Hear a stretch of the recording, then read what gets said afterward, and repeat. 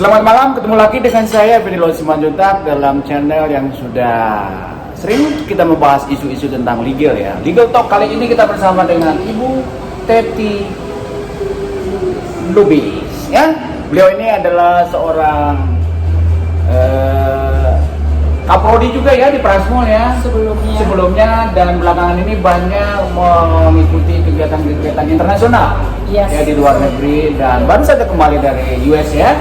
Dan kita pengen tahu nih ngobrol-ngobrol dengan beliau ini tentang bagaimana membangun karir di hukum di luar negeri ya dan di forum-forum internasional. Beliau ini aktif sekali di forum-forum internasional, mengikuti berbagai kegiatan kompetisi di bidang arbitration internasional dan lain sebagainya. Pokoknya nanti kita dengar langsung dari beliau sendiri. Dan the one and only Dr. Rio Kristiawan yang selalu menemani kita, selalu memberikan pencerahan tentang hukum pada umumnya, segala macam hukum lah pokoknya. Dari berbagai aspek. Kolumnis, writers, juga practitioner, expert, ya pokoknya semuanya ada pada beliau. Nanti kita akan coba sering juga dengan Pak Rio. Apa kabar Pak Rio? Baik, senang sekali ketemu Bu Teti, menuangkan rasa rindu, segelas rasa rindu hukum. Sebulan tidak ketemu seperti setahun rasanya. Oke. Sebelum kita masuk ke topik yang kita tunggu-tunggu ini, gimana situasi COVID di US dengan di Indonesia so far, apa kira-kira bagaimana pengalamannya berbarengan? Oke? Terima kasih banyak Pak Effendi, terima kasih. Hai pemirsa, salam dari saya.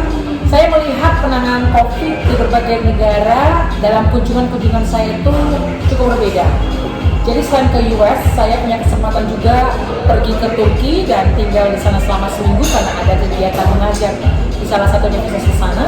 Terus kemudian selama 2 minggu saya di Abu Dhabi, jadi saya juga melihat secara langsung bagaimana kondisi COVID di sana dan tentunya dari US juga. Menariknya, Indonesia itu cukup boleh dikatakan patuh dalam mengikuti protokol COVID ya, penggunaan masker di jalan, terus kemudian menjaga jarak sosial juga paling tidak 1,5 meter.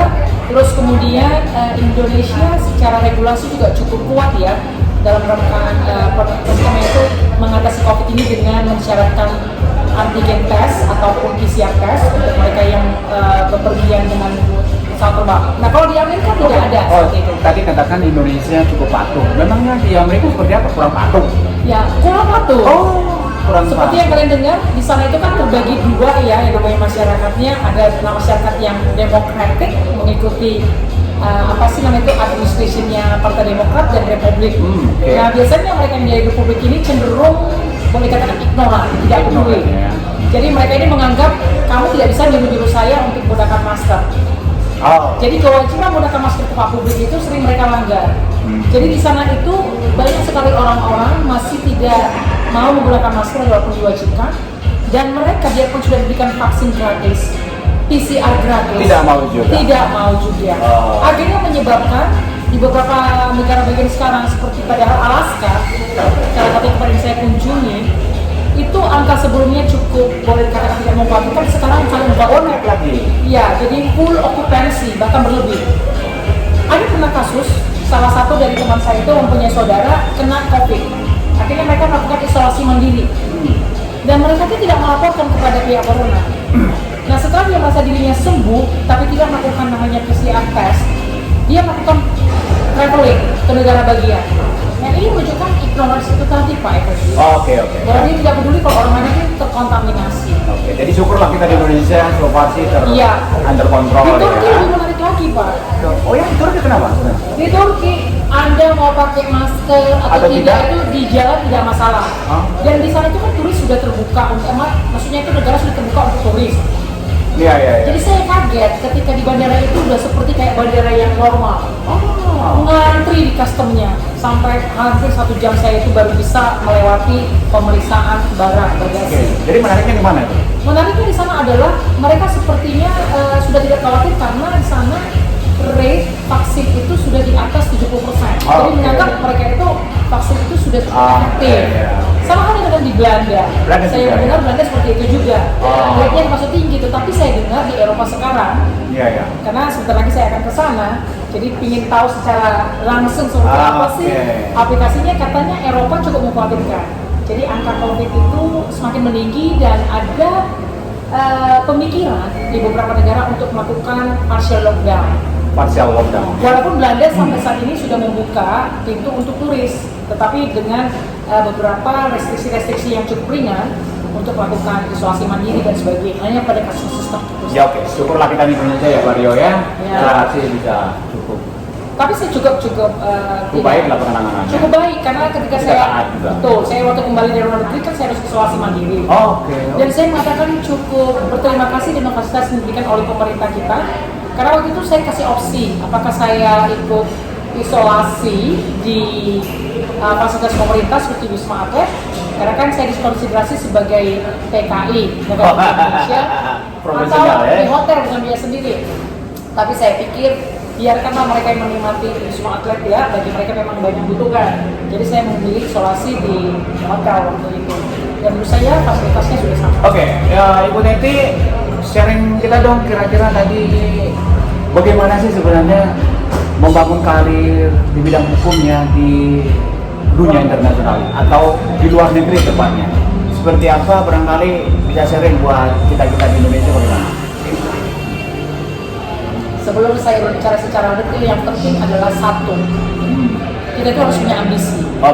Nah, sejak dulu saya kuliah SMA itu saya sudah punya ambisi bahwa saya ingin berkarir di dunia internasional. Hal ini saya buktikan dengan apa? Menonton film. Jadi film-film hukum itu kan banyak ya, seperti Reasonable Doubt, Legally Blonde, terus kemudian ada Law and Order. Saya sudah tertarik melihat bagaimana sih pengacara-pengacara asing itu dalam menangani kasus. Itu umur berapa dulu? Itu baru umur saya itu SMP. Masih SMP udah tertarik ya? Akhirnya saya di depan kaca itu sering berargumen dalam bahasa Inggris. Dan yang kedua, jangan pernah takut berbahasa Inggris. Kekhawatiran mungkin bahasa saya salah, gramatiknya salah dan sebagainya. Karena ketakutan itu membuat kita itu tidak pede. Pelajaran Inggris yang sama ini kita cukup confident dapat nilai 10, jadinya jadi nilai 2. Yang penting berani. Yang penting berani. Speak dulu. Karena biasanya orang asing itu tidak akan pernah mengkoreksi Anda secara langsung. Tidak pernah, karena mereka itu menjaga namanya perasaan, bahkan mereka itu menghargai kita. Wow, tidak hanya kamu bisa berbicara bahasa sendiri, tapi bahasa Inggris juga. Karena saya cuma tahu bahasa Inggris, tetapi Anda bisa minta kepada lawan bicara Anda, tolong dong koreksi bahasa Inggris saya. Dan itu aja dulu, itu dulu ya. Punya ambisi, berani. Sama berani berbahasa Inggris. Apa lagi kira-kira? Terus kemudian ketiga adalah mandiri. Karena di luar negeri itu tidak ada yang namanya itu hal seperti di sini. Contohnya kita ngurusin nih ya, kita tanpa minta bantuan nih. Para calon. Mandiri ya. Kalau di sana tidak ada yang namanya tebas. Segala sesuatu harus melewati namanya prosedur dan itu harus lakukan sendiri.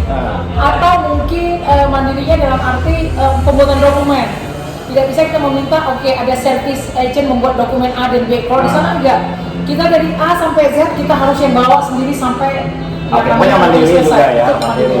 Lalu gimana? Jadi masuk ke tadi itu men-trigger Bu Teti, Kak Teti ya tertarik di dunia hukum, lalu ingin berkarir di dunia internasional. Itu gimana tuh sekarang? Jadi selain itu tentunya kita mempunyai pendidikan yang cukup ya. Terus kemudian saya rasa setiap pendidikan itu pasti bisa menghantarkan Anda ke dunia kerja di luar negeri. Nah, pengalaman saya adalah saya bersyukur saya lulus dari Universitas Gadjah Mada. Saya kebetulan memang mengambil international law. Tapi ingin bekerja di internasional, saya international law. Tidak ada relevansinya. Jadi tiap hari menangani ataupun memberikan essay-essay berhubungan dengan luar negeri asing. Ya.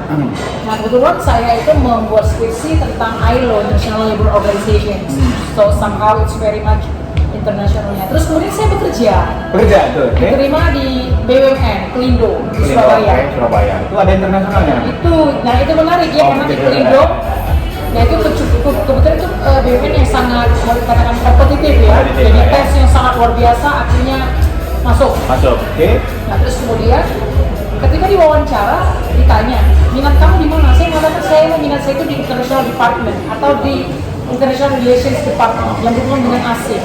Terus saya memamerkan kemampuan saya berbahasa Inggris, walaupun mungkin terbatas, Tapi saya rasa bapak-bapak itu juga bapak-bapak Indonesia kurang. Jadi Yang penting ya, bisnis ya. Iya. Oke. Akhirnya mereka cukup impress, mungkin akhirnya saya diterima. Dan saya memang ditempatkan di bagian hubungan luar negeri. Oh iya. Oh, Dari dari sana- company ini ada hubungan iya, dengan luar negeri? ada. Karena kan Oke. perusahaan BUMN besar Oke. yang memang mempunyai kerjasama dengan asing. Ah. Apalagi saat itu ada anak perusahaannya itu adalah Surabaya International Container Terminal yang sahamnya itu sebagian dijual ke pada saat itu adalah perusahaan Australia, tapi kemudian dijual lagi ke Dubai World Oh, oke. ya, yang dari Dubai.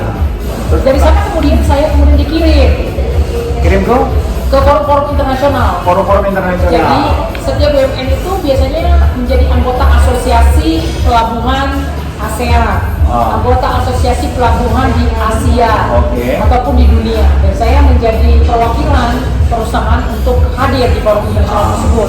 Iya. Jadi saya duduk sebagai representasi negara, ya sebenarnya representasi perusahaan tapi atas nama negara. Negara ya. Dan sekarang kemudian saya akhirnya mendapat kesempatan pergi ke Berbagai pertama negara. adalah Brunei dari tingkat ASEAN, Thailand, semua negara ASEAN sudah saya kunjungi dan berbicara dalam forum tersebut sampai kemudian saya dikirimkan ke Eropa dan ke Amerika. Oke, dan kadang-kadang juga KTT ini kan ngurusin kapal-kapal di Malta begitu. Iya. Itu gimana ceritanya, Mas? Nah kemudian, saya kebetulan orang yang suka mencari tantangan. Ah.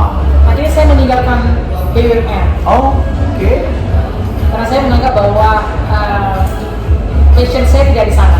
Tapi saya berterima kasih dengan Perindo yang sudah memperkenalkan saya dengan dunia internasional. Walaupun itu bidang dunia internasional Iya, ya, betul. ya.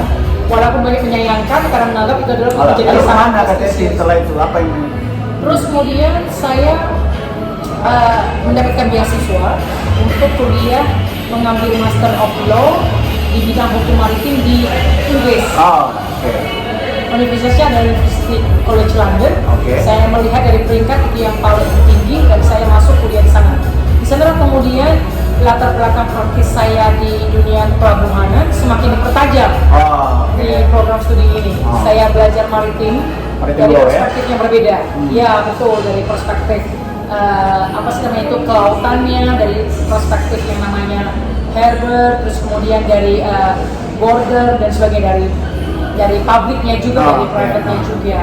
Terus bicara dari arbitrase dan sebagainya. Dan dalam studi tersebut saya kemudian berinteraksi. Jadi platform yang sangat cukup baik sama saya untuk menjalin network dengan teman kuliah saya yang juga mereka adalah officers di pelabuhan ataupun di badan otoritas kelautan di negara masing-masing. Dari sana kemudian saya itu entusiasme saya sama passion saya di bidang maritim itu semakin Dan berkembang. itu sampai sekarang masih? Masih. Masih, ya? Akhirnya kemudian saya berbicara dengan salah satu boleh dikatakan saya lupa namanya, tetapi saya berbicara dengan jadi pesawat yang mengatakan kalau kamu ingin menjadi sukses di dunia kamu harus menjadi spesialis. Spesialis. Nah, boleh kamu nanti membuka yang namanya kantor yang mengurusi semuanya, tetapi untuk menjual image kamu itu harus mempunyai spesialisasi. Oh. Nah, saya mengatakan spesialisasi kamu di mana? Karena kebetulan waktu itu saya mengerjakan responsible investment, mengerjakan yang juga yang seperti kayak green investment itu, terus kemudian juga mengurusi masalah corporate law, family law dan sebagainya. Oke, saya akan ingin memilih maritim law. Jadi sekarang ini KTT lebih banyak ngurusin apa atau tepatnya berkarirnya tuh di bidang apa saja sekarang? Akhirnya saya memutuskan saya di bidang maritim, Oke. tetapi platformnya berbeda-beda. Dalam akhirnya setelah saya memutuskan untuk spesialisasi di maritim, itulah kemudian membukakan pintu pada saya untuk menjadi akademik di salah satu internasional institusi di Malta itu tadi. Oke. Jadi itu adalah pusat pembelajaran hukum maritim di dunia. Jadi kan Malta itu kalau dari peta itu adalah the central. Senternya dunia itu di Malta. Jadi kenapa lah kemudian dipilih Malta itu? Karena memang posisi secara longitude di dunia itu, peta dunia itu adalah di Malta. Jadi Malta itu mempunyai namanya Institute Maritime Law, maksudnya International Maritime Law Institute, itu adalah capacity building ataupun higher education yang diinisiasi oleh International Maritime Organization, adalah United Nations Agency yang mengurusi kelautan tadi. Kalau bidang hukumnya di Malta, kalau bidang engineering manajemennya di Swedia. Nah itu ada namanya World University. Nah disinilah kemudian apa sih namanya itu pengetahuan, skill seperti saya di bidang hukum itu lebih diasah lagi itu Di sana ya? Di sana. Karena di sana itu saya mengajar untuk program S2. Oh, Jadi yang saya mengajar juga ya? Jadi saya mengajar di sana itu justru para captain, para middle ataupun senior yang apa sih maritim dari berbagai negara. Oke. Jadi berbagai negara. Jadi satu kelas itu terdiri dari 45 orang dan terdiri dari 45 negara. Nah itu yang membuat yang namanya eksistensi tradisional saya itu semakin istilahnya itu melebar karena saya punya kesempatan berkunjung ke negara-negara mahasiswa saya karena sering diundang baik sebagai turis maupun sebagai expert ya memberikan namanya apa sih namanya itu share knowledge. Sharing knowledge dan Itu pengalaman ya. kerja masing-masing itu. Mario, ini KTT ini kan sebelum berkarir di dunia internasional seperti itu, Mas Andri ada banyak kegiatan juga ya. Berarti pernah jadi kaprodi ya di Prasmo ya? Betul. Itu gimana? Mungkin pada Kesan saya pada Bu Teti itu budaya Britishnya sangat kuat sekali. Oke. Budaya Britishnya sangat kuat tuh begini. Kalau kita mencapai 2 itu Bu Teti selalu bilang luar biasa kita sudah sampai pada 2. Tetapi sebetulnya kita bisa loh bersama-sama ke 4. Oh, oke. Bukan dia melihat dengan perspektif kenapa 2, seharusnya batasnya kan 5. Jadi apa yang membuat saya sangat terkesan dan bisa sangat berpulsui dengan Bu Teti itu adalah menurut saya budaya Britishnya itu yang sangat kuat, bukan sangat kuat ya, budaya Britishnya itu bisa merekatkan organisasi. Tapi KTT ini bukan orang British loh, KTT apa Mario? Iya ya, budaya British. Orang Medan. Iya. Nah, itu gimana? Biarpun lu share ya, Richard sendiri ya. Iya. Jadi Bu Teti ini menurut saya kalau di organisasi perekatnya lah. Perekatnya ya? Ya, karena buat saya yang saya sangat kagum itu Bu Teti selalu bisa melihat sisi positif dari satu peristiwa atau dari orang. Oh, oke. Terus KTT kan sekarang ini ngajar juga, memberikan lecture di berbagai universitas juga ya. Ini kira-kira gimana nih? Kalau pesan apa namanya advice-nya untuk mahasiswa kita sekarang ini supaya bisa mereka berkarir di dunia internasional itu, apakah itu tadi harus punya ambisi, berbahasa asing itu juga Jangan ragu, terus sama mandiri. mandiri, hal-hal apa kira-kira yang mungkin bisa sama mahasiswa kita nih? Nah kebetulan tadi kan saya baru selesai memoderasi webinarnya. Oke. Kebetulan webinar ini berbicara tentang buku yang dikarang ya, biografi Bapak Jokowi, dituliskan oleh Pak Darmawan Prasojo. Oh, itu gimana? Kebetulan dia adalah wakil presiden direkturnya PT PLN, co-authoring sama tim Anijam, seorang jurnalis yang cukup terkenal. Itu berbicara tentang bagaimana sih memimpin suatu negara hingga menjadi negara tersebut resilience itu ya? artinya dalam arti menjadi kuat ya? Jadi dalam diskusi tersebut berbicara tentang bagaimana seorang sosok Jokowi dengan karakter yang dia punya, dengan gaya kepemimpinan yang unik, bisa membangun yang namanya network yang cukup baik dengan negara lain, dengan soft diplomatiknya, bisa yang namanya itu mempertahankan tingkat ekonomi walaupun saat ini negara sedang dihantam oleh berbagai macam masalah, terutama pandemi dan masalah yang namanya bencana alam. Bagaimana kemudian seorang Jokowi itu bisa membuat negara Indonesia itu boleh dikatakan bisa membangun namanya infrastruktur, walaupun tadi yang namanya itu ada masalah boleh dikatakan budget yang sudah demikian terbatas terpaksa dihabiskan untuk menangani permasalahan tersebut ya. Nah ini menganggap bahwa itu sebenarnya bisa diaplikasikan kepada yang namanya teman-teman mahasiswa kita yang ingin membangun karir luar negeri. Karena membangun karir luar negeri itu berbeda dengan membangun karir dalam negeri. Karena udah banyak sekali tantangan di Indonesia, di Indonesia mungkin A, B, C. Iya. Kalau di sana kan A, B, C, D, E, F. Kalau di Indonesia nggak ada yang namanya unsur kangen sama keluarga. Kangen kangen ngopi-ngopi, kangen teh manis, kangen sosro. Nah itu cukup namanya menantang loh sebenarnya. Nah kalau namanya luar negeri kan selain yang tadi masalah 1, 2, 3 itu ada lagi masalah lain, masalah culture shock, culture conflict, masalah yang namanya tadi mengenai weather, cuaca dan sebagainya. Bahkan saya punya namanya kenalan dari Afrika, negara yang mungkin cuacanya itu cukup berbeda dengan negara Eropa, sampai pulang ke Afrika karena tidak tahan dengan dinginnya Eropa walaupun ada yang namanya heater. Nah, seperti itu. Jadi saya mengatakan adalah pertama itu tadi adalah resilience. Resilience. Nah, resilience itu iya, resilience itu harus dibentuk dari sekarang. Nah, dibentuk dari sekarang apa? Kalian harus bekerja keras, membaca buku, belajar. Kalau ingin berkarya dalam negeri, baca bukunya 2 jam sehari. Kalau berkarya dalam negeri 5 jam sehari. Nah itu tadi.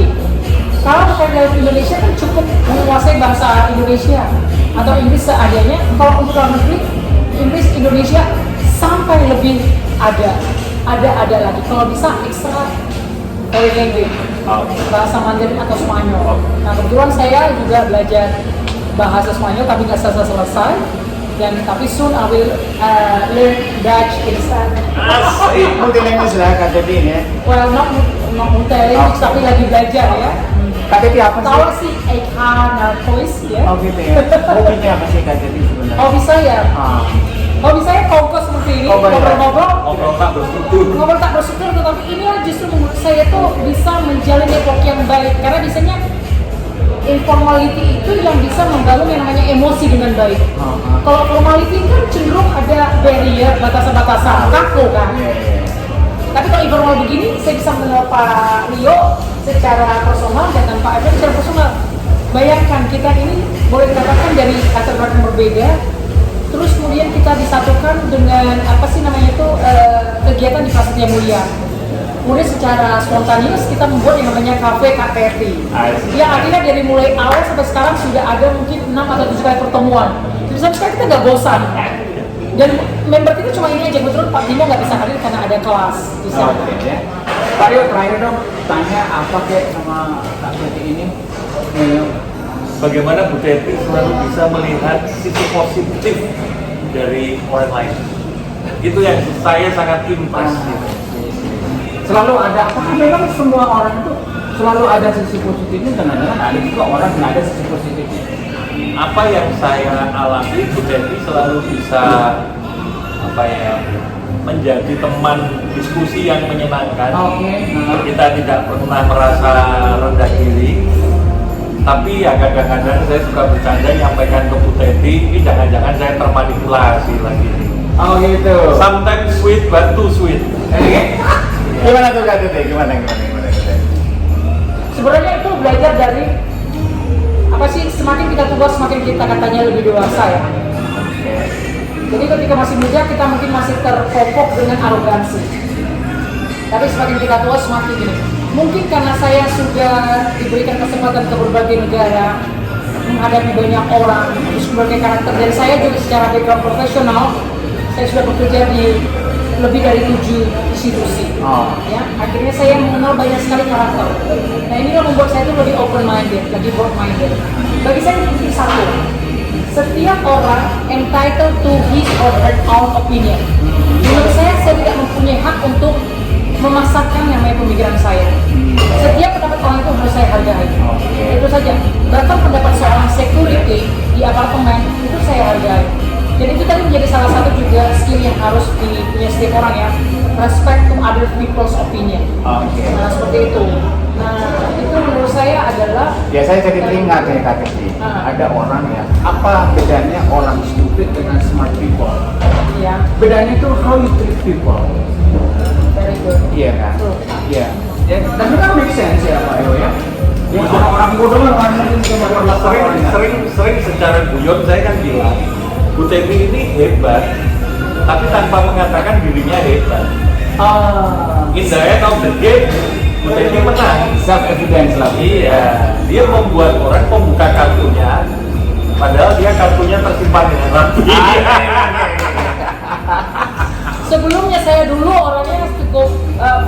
supaya show off. Tetapi itu tadi karena semakin bertambahnya umur, semakin dewasa dalam menyikapi. Begini, saya semakin lama dari seorang speaker menjadi listener. Good listener.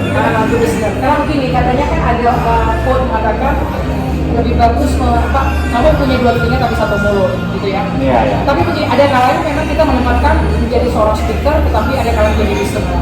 Nah, menurut saya begini loh, bukan pos terima kasih ya Pak Rio ya, tapi menurut saya adalah saya selalu memvalue pendapatnya Pak Effendi, Pak Rio, pokoknya kalau ada suatu perkara ataupun permasalahan, itu selalu saya dengarkan, itu menjadi konsiderasi. Akhirnya membuat saya itu agak cukup lamban dalam mengambil keputusan.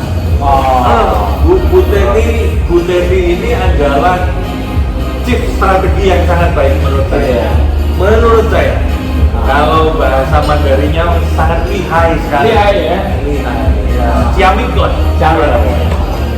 Jadi Bu Teti ini tidak hanya berhitung faktor teknis, tetapi juga mempertimbangkan faktor non teknis. Jadi menurut saya, Bu Teti ini sudah setara profesor. Kadang-kadang saya baru menyadari itu setelah beberapa hari ketemu Bu Teti. Oh ini. Jadi itu yang saya rasakan. Setelah iya. Bu Teti ini chief strategi yang sangat baik sekali. Jadi luar biasa ya kan ya. Luar biasa nih Pak Rio, ini berlebihan sekali apresiasi.